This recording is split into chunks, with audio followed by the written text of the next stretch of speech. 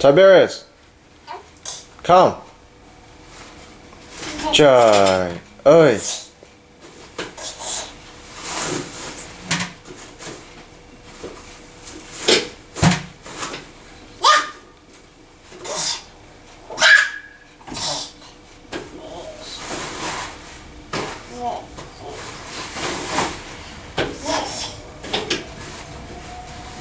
Mày chớp mắt với tao hả?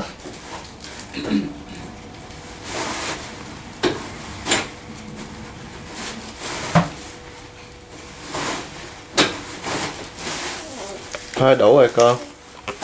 Em không cầm nha.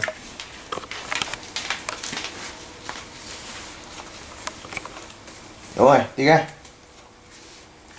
Đi ra. Đủ rồi. Con làm hư cái này rồi.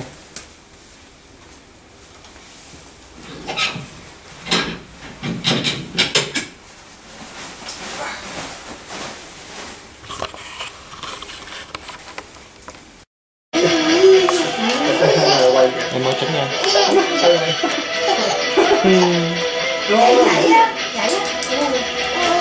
Tiberius, continue the river dance. Nhảy đi con. Nhảy.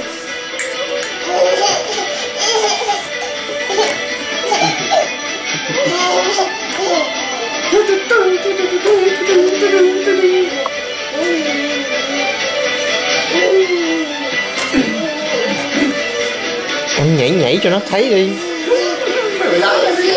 Mới ăn nồi nhảy sống hồng. Ổng cũng nhảy được có một chân. Giỏi quá.